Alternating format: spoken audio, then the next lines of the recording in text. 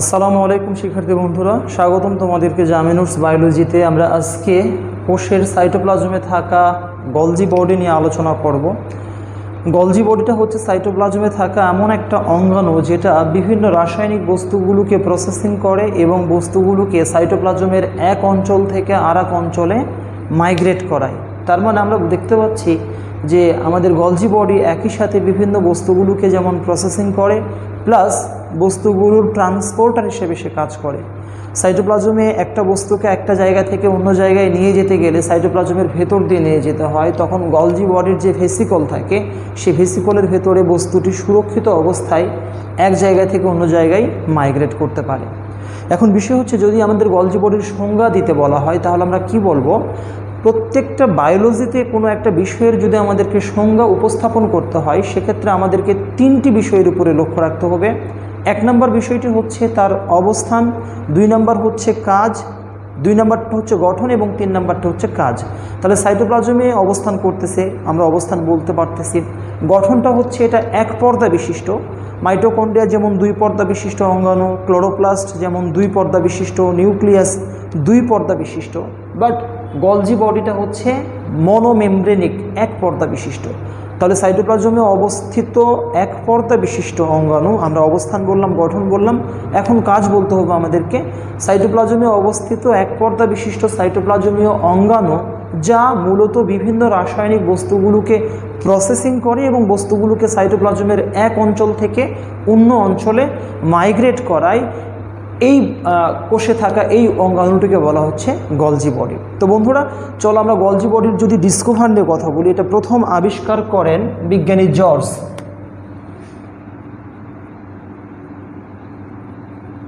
ডিসকভারটা হচ্ছে at first আবিষ্কার করেন বিজ্ঞানী জর্জ। পরবর্তীতে এটির নামকরণ করেন বিজ্ঞানী ক্যামিলো গোলগি। এটির নামকরণ দিয়ে যদি আমরা কথা বলি, এই টার্মটি ব্যবহার করেন বিজ্ঞানী ক্যামিলো গোলগি।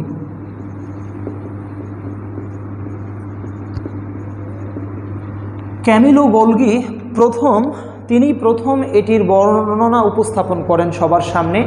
তিনি প্রথম এটি বিড়াল এবং পেঁচার স্নায়ুকোষে এটার গঠনটা দেখতে পান এবং সবার সামনে এই গঠনটা উপস্থাপন করেন। তার সম্মানে কোষে থাকা এই সাইটোপ্লাজমীয় অঙ্গাণুটিকে বলা হচ্ছে গলজি বডি বা গলগি বডি। পরবর্তীতে বিজ্ঞানী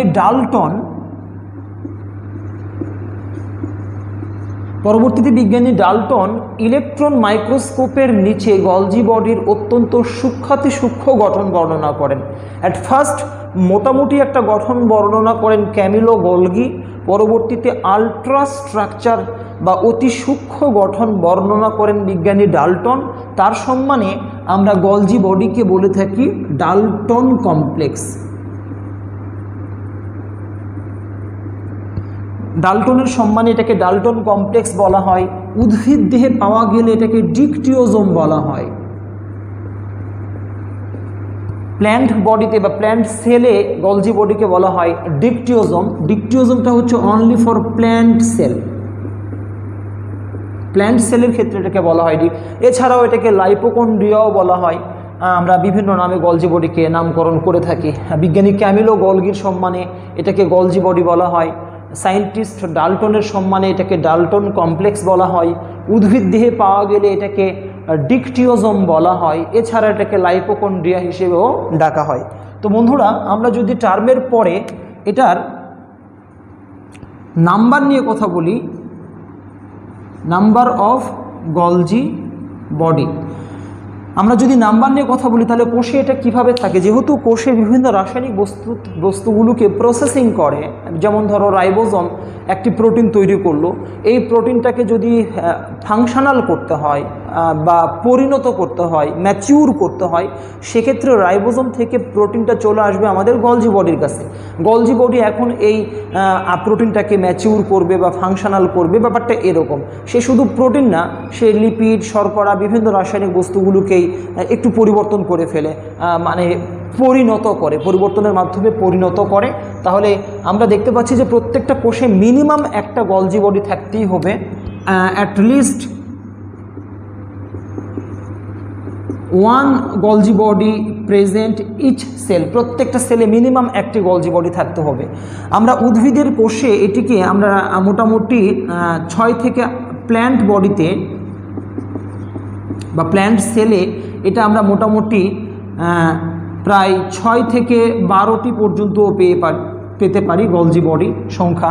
আবার যে সমস্ত অতি সিক্রেটরি সেল বা যেগুলো খুবই রাসায়নিক বস্তুগুলোকে প্রসেসিং করতে হয়, যেমন লিভার, আমাদের পিটিউটারি গ্ল্যান্ড, গ্রন্থি কোষ যেখান থেকে বিভিন্ন রাসায়নিক বস্তু নিঃসরণ হয়, এখানে এদের সেলের সংখ্যা, গলজি বডির সংখ্যা আরও বাড়তে পারে। আমাদের যে চারা শৈবাল রয়েছে, চারা একটা হায়ার অ্যালগি, উন্নত অ্যালগি, এখানে ফিউ হান্ড্রেডও অবস্থান করে, প্রায় কয়েক শত আমাদের গলজি বডি অবস্থান করে চারার যে ইন্টারনোডাল সেলগুলো রয়েছে সেখানে। তাহলে আমরা দেখতে পাচ্ছি বন্ধুরা যে গলজি বডির সংখ্যা বিভিন্ন কোষে বিভিন্নভাবে থাকে, তবে মিনিমাম একটি থাকতেই হবে। যদি আমরা সাইজ নিয়ে কথা বলি, size of Golgi body, Golgi বডির সাইজটাও বিভিন্ন জায়গাতে বিভিন্ন সেলে বিভিন্নভাবে ভ্যারি করে। যেমন ধরো যে সমস্ত আমাদের গ্রন্থি কোষ রয়েছে, যেমন ধরো আমাদের লিভার একটা গুরুত্বপূর্ণ গ্রন্থি, মানব দেহের সবথেকে বড় গ্রন্থি লিভার, আমাদের পিটুইটারি গ্রন্থি রয়েছে ব্রেনে, আমাদের প্যানক্রিয়াস গ্রন্থি রয়েছে, আমাদের থাইরয়েড গ্রন্থি রয়েছে, থাইমাস গ্রন্থি রয়েছে, প্রচুর গ্রন্থি রয়েছে। যে সমস্ত সেল গ্রন্থি সেল বা গ্রন্থির টিস্যুতে যে সেলগুলো থাকে সেখানে গলজি বডির সাইজটা একটু বড় হয়। কারণ হচ্ছে যে লিভার সেলকে প্রচুর কাজ করতে হয়। তোমরা জানো যে লিভারে বিভিন্ন ধরনের রাসায়নিক বস্তুগুলোকে প্রসেসিং করতে হয়। লিভার আমাদের অ্যামাইনো অ্যাসিড প্রোটিনগুলোকে ভেঙে প্রসেসিং করে। লিভার আবার আমাদের জন্য গুরুত্বপূর্ণ কিছু প্রোটিন তৈরি করে। আমরা দেখছি প্লাজমা প্রোটিন, রক্তে থাকা প্রোটিনটা লিভার থেকে আসে। আমাদের কমপ্লিমেন্ট ব্লাডে থাকা কমপ্লিমেন্ট ইমিউন সিস্টেমের পার্ট, এটা আমাদের লিভার থেকে আসে। আমাদের পিটুইটারি গ্রন্থি থেকে তো প্রচুর কেমিক্যাল আসে, এটাকে আমরা বলি মাস্টার অফ গ্ল্যান্ড বা প্রভু গ্রন্থি বলা হয়। তার মানে যে সেলগুলো অনেক বেশি ফাংশনাল থাকে, কেমিক্যাল জনিত ফাংশনাল, রাসায়নিক জনিত functional, not physiological activity, chemical activity যেখানে অনেক বেশি দেখা যায় বা যেখান থেকে অনেক বেশি রস ক্ষরণ হয়, মানে ক্ষরণকারী সেল, মানে যে সেল থেকে আমরা বিভিন্ন রস ক্ষরণ করতে পারি, দিস ইজ সেল। এই সেলটা থেকে বিভিন্ন বস্তু ক্ষরিত হচ্ছে, তখন এই সেলটাকে আমরা বলি ক্ষরণকারী কোষ বা সিক্রেটরি সেল। এই সিক্রেটরি সেলে গলজি বডির পরিমাণগুলো হয় বড়, বিগার হয়। তাহলে সাইজটা আমরা দেখতে পাচ্ছি ইন সিক্রেটরি সেল,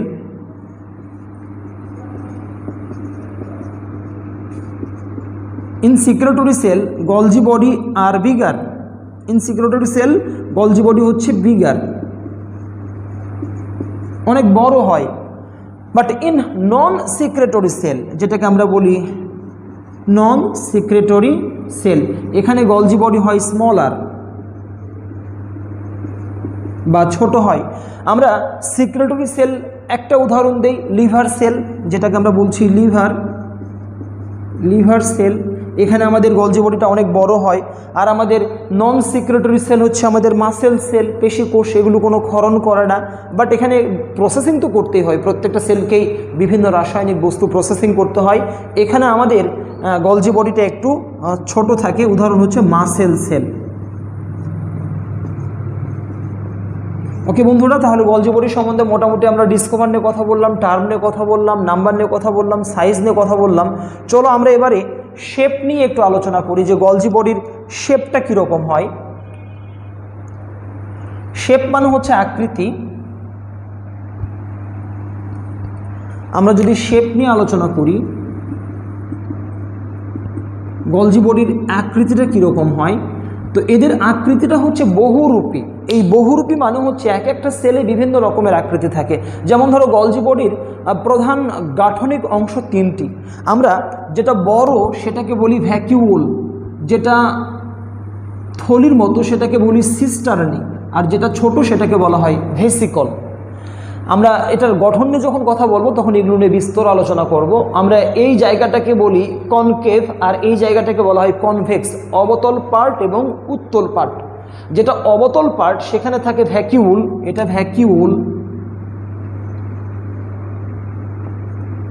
এটা সিস্টার্নি বলা হয় এটাকে, আর এইটাকে বলা হয় ভেসিকল। তাহলে গলজি বডি তিনটি গাঠনিক উপাদান নিয়ে তৈরি গঠিত। একটা হচ্ছে ভ্যাকিউল, যেটা বড় গোল থলির মতো, আর যেটা আমাদের লম্বা থলির মতো সেটাকে বলা হয় সিস্টার্নি, আর যেটা ক্ষুদ্র থলির মতো গোল সেটাকে বলা হয় ভেসিকল। ভ্যাকিউলটা কনকেভ অঞ্চলে থাকে, অবতল অঞ্চলে অবস্থান করে, আর যেটা উত্তল অঞ্চল সেখানে অবস্থান করে আমাদের ভেসিকল।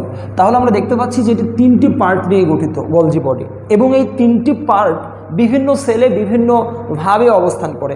কোথাও দেখা গেছে যে সেলটা অনেক বেশি অ্যাক্টিভ, অনেক বেশি রাসায়নিক বস্তুগুলোকে প্রসেসিং করতে হয়, সেই সেলে আমাদের ভ্যাকিউল, সিস্টার্নি, ভেসিকলগুলো একটু বড় হয়।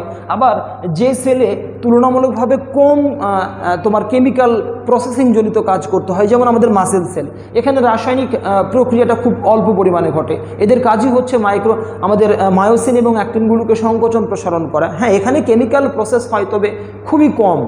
আর লিভারে অনেক বেশি রাসায়নিক প্রক্রিয়াগুলো ঘটে থাকে, এখানে বিভিন্ন বস্তুকে ভাঙতে হয়, গড়তে হয়, লিভারকে মেটাবলিক অ্যাক্টিভিটি অনেক বেশি দেখায়। তো যাই হোক, যে সমস্ত সেলগুলো অনেক বেশি মেটাবলিক অ্যাক্টিভিটি দেখায় ওই সেলগুলোতে আমাদের এই গলজি বডির তিনটা উপাদানই থাকে, বড় বড় এবং অনেক বেশি।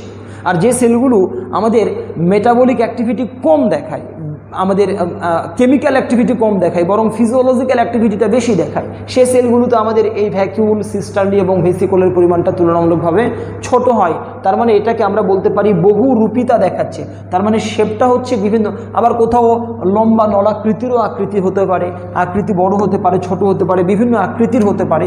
এই জন্য আমরা এই ব্যাপারটাকে বলি প্লিওমরফিক।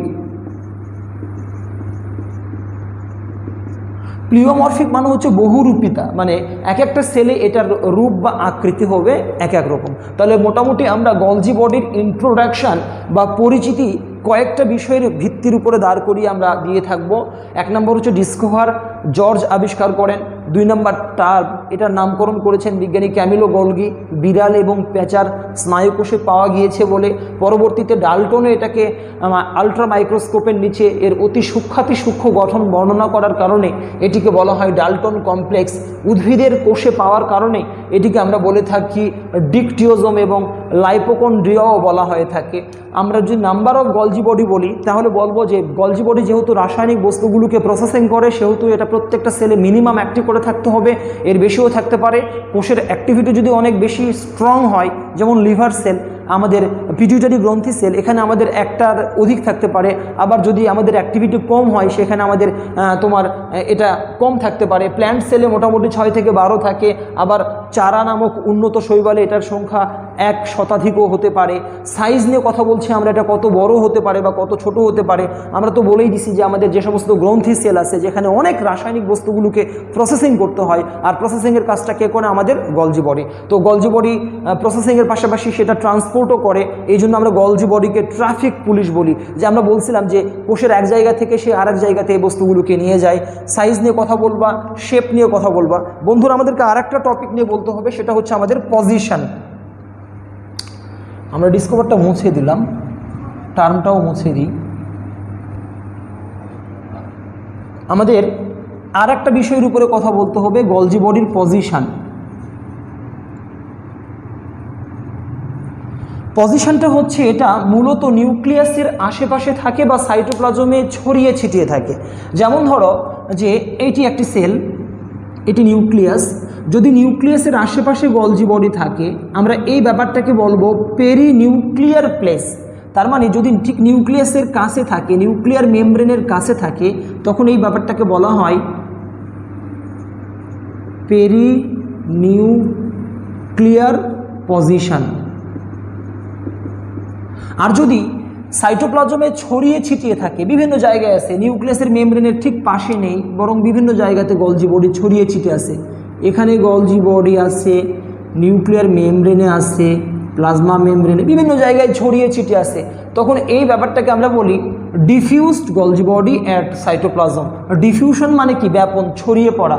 সাইটোপ্লাজমে ছড়িয়ে ছিটিয়ে থাকলে এটাকে বলা হয়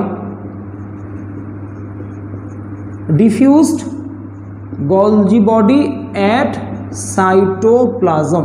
ওকে, তাহলে আমরা দেখতে পাচ্ছি এটার সাইটোপ্লাজমের অবস্থানটা নিউক্লিয়াসের পাশ, ম্যাক্সিমাম ক্ষেত্রে নিউক্লিয়াসের ঠিক কাছেই আমরা পাই, কারণ নিউক্লিয়ার মেমব্রেনে অমসৃণ এন্ডোপ্লাজমিক রেটিকুলাম থাকে। এই অমসৃণ এন্ডোপ্লাজমিক রেটিকুলামে প্রচুর রাইবোজোম থাকে। এই রাইবোজোমগুলো প্রোটিন তৈরি করে আর গলজি বডির কাছে দিয়ে দেয়। তার মানে তাদেরকে নিউক্লিয়ার মেমব্রেনের কাছে রাখলে ভালো হয়। কিন্তু কোনো কোনো ক্ষেত্রে দেখা যায় কোনো কোনো সেলে এটা সাইটোপ্লাজমের বিভিন্ন জায়গাতে ছড়িয়ে ছিটিয়ে থাকে। প্লাস আরেকটা কথা বলছিলাম বন্ধুরা, যে আমাদের গলজি বডিগুলো কিন্তু ট্রান্সপোর্টার হিসেবে কাজ করে, যেটাকে আমরা কিছুক্ষণ আগে বললাম ট্রাফিক পুলিশ। সে একটা বস্তুকে এক জায়গা থেকে অন্য জায়গায় নিয়ে যায়। তো ধরো আমরা এই সেলটাকে যদি বলি এভাবে, এইটা একটা cell, okay, this is nucleus. এখন এই বস্তুটিকে আমাদের এই এক্স স্টার বস্তুটিকে আমাদের এ থেকে বি দিয়ে বাইরে বের করতে হবে। ওকে, এ থেকে স্টারটিকে বি দিয়ে বাইরে বের করে দেবো, ক্ষরণকারী সেল কোষ থেকে বেরিয়ে যাবে। তাহলে এক্স এই স্টার বস্তুটিকে আমাদের অবশ্যই এ থেকে বি এর কাছে আসতে হবে। তো এটা কিন্তু এমনি এমনি আসে না, এটাকে গলজি বডির যে ভেসিকল আছে, এই যে ভেসিকল টাইপ, এই ভেসিকল টাইপ গলজি বডি এটিকে সুরক্ষিত অবস্থায় নিয়ে আসে। তার বাইরের দিকে সে একটা আবরণ তৈরি করলো, ভেসিকলের আবরণ। এখন এটি চলে আসবে কোথায়? আমাদের বি এর কাছে। এবং বি এর কাছে এসে এই ভেসিকলটি তখন প্লাজমা মেমব্রেন, এটা তো মেমব্রেন এক পর্দা বিশিষ্ট, প্লাজমা মেমব্রেনও এক পর্দা বিশিষ্ট, প্লাজমা মেমব্রেনের সাথে সে ফিউজড হয়ে যাবে। যখন ফিউজড হয়ে যাবে তখন এই স্টার বস্তুটি আমাদের ভেসিকল থেকে বাইরে খরিত হচ্ছে। এটা হচ্ছে ক্ষরণ কৌশল, যে একটা সাইটোপ্লাজমীয় বস্তুকে একটা ভেসিকলের মাধ্যমে সুরক্ষিত করে সেটাকে আমরা বাইরে বের করে দিচ্ছি। ব্যাপারটা এরকম। তাহলে তুমি দেখো যে তোমার এই ভেসিকলটাকে আসতে গেলে এই অঞ্চলটা কিন্তু ফাঁকা থাকতে হবে, স্বচ্ছ হতে হবে। যদি এখানে এন্ডোপ্লাজমিক রেটিকুলাম থাকে বা যদি মাইক্রোটিউবিউল থাকে বা মাইক্রোফিলামেন্ট থাকে, তাহলে কিন্তু গলজি বডি ওই বস্তুটিকে এখানে নিয়ে আসতে পারবে না। তার মানে গলজি বডি সাইটোপ্লাজমের, আমরা পজিশনের কথা বলছি, আমরা একটু আগে আলোচনা করছিলাম যেটা নিউক্লিয়াসের পাশে থাকলে এটাকে পেরি নিউক্লিয়ার পজিশন বলা হয়, আর সাইটোপ্লাজমে ছড়িয়ে ছিটিয়ে থাকলে এটাকে ডিফিউজড গলজি বডি সাইটোপ্লাজম বলা হচ্ছে, ছড়িয়ে ছিটিয়ে আছে। আর যদি গলজি বডি ট্রান্সপোর্ট বা ট্রাফিক পুলিশের কথা যেটা আমরা বলি, ট্রান্সপোর্টের মতো যদি কাজ করে, তাহলে অবশ্যই বস্তুগুলোকে নিয়ে আসতে হবে। তাহলে তুমি দেখো যে গলজি বডি যে অঞ্চল দিয়ে আসবে সে অঞ্চলটাকে হতে হবে স্বচ্ছ, সেখানে কোনো mitochondria, endoplasmic reticulum, lysosome, centriole, then তোমার মাইক্রোফিলামেন্ট, মাইক্রোটিউবিউল, কোনো কিছু থাকা যাবে না। কারণ গলজি বডি কিন্তু খুব গুরুত্বপূর্ণ কাজ করে, সে একটা বস্তুকে এক জায়গা থেকে অন্য জায়গায় শিফট করায় বা মাইগ্রেট করায়। এই যে এই বস্তুটিকে আমি মাইগ্রেট করাচ্ছি, তাহলে পথটাকে পরিষ্কার রাখতে হবে। এই যে সাইটোপ্লাজমের স্বচ্ছতা, তার মানে সাইটোপ্লাজম যেখানে খুব স্বচ্ছ থাকে, পরিষ্কার থাকে, ক্লিন থাকে, ওই জায়গাতেই মূলত আমরা গলজি বডিগুলোকে পাই। আদারওয়াইজ সাইটোপ্লাজমের বিভিন্ন জায়গায় প্রচুর কোষীয় অঙ্গাণু থাকে এবং রাসায়নিক বস্তু থাকে, ফলে ওই জায়গাগুলোতে আমরা গলজি বডি খুব একটা পাই না। তাহলে আমরা পজিশনটা আরেকটু বলতে পারি যে ক্লিয়ার জোন মানে পরিষ্কার অঞ্চল, clear zone at cytoplasm, at cytoplasm. Okay, তাহলে আমরা পজিশনটা বলতে পারি নিউক্লিয়ার মেমব্রেনের ঠিক পাশে অবস্থান করতে পারে, সাইটোপ্লাজমে ডিফিউজড মানে ছড়িয়ে ছিটিয়ে থাকতে পারে, এবং যেখানে গলজি বডি থাকবে অবশ্যই সেই জায়গাটাকে ক্লিয়ার হতে হবে, পরিষ্কার হতে হবে। কারণ তাকে আমরা পরিষ্কার পথ দিয়েই কিন্তু চলতে পারি। রাস্তায় অনেক ভিড় থাকলে কিন্তু আমাদের চলাফেরা করতে সমস্যা হয়। গলজি বডি যেহেতু একটা ট্রান্সপোর্টার, সে একটা বস্তুকে ধরে নিয়ে যাচ্ছে, তাহলে অবশ্যই তার পথটাকে ক্লিন রাখতে হবে। এই জন্য সাইটোপ্লাজমটাকে স্বচ্ছ থাকতে হয়। বিশেষ করে গলজি বডি যে পথে যাতায়াত করে ওই পথটাকে স্বচ্ছ রাখতে হয়। ক্লিয়ার জোন বলা হচ্ছে সাইটোপ্লাজমের। আমরা এই ক্লিয়ার জোনটাকে বলি এক্সক্লুশন।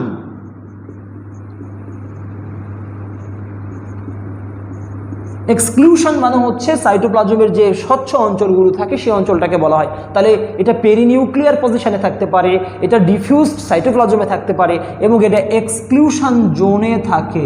জোন মানে অঞ্চল, সাইটোপ্লাজমের যে এক্সক্লুশন বা স্বচ্ছ অঞ্চলটা রয়েছে সেখানে থাকতে পারে। তাহলে বন্ধুরা আমরা কতগুলো টার্মের উপর দৃষ্টি রেখে আমরা এটার পরিচিতি বললাম, যে এটা প্রথম আবিষ্কারকের কথা বলবা, নামকরণের কথা বলবা, দেন তোমরা এটার সাইজের কথা বলবা, শেপের কথা বলবা, দেন এটা নাম্বারের কথা বলবা, দেন এটার পজিশনের কথা বলবা, তাহলে মোটামুটি গলজি বডি সম্বন্ধে মোটামুটি আমাদের একটা আইডিয়া বা একটা পরিচিতিটা সুষ্ঠুভাবে বা সুন্দরভাবে উপস্থাপন করা সম্ভব হবে। আমরা পরবর্তী টপিক্সে এটার গঠন এবং কাজ নিয়ে আলোচনা করব।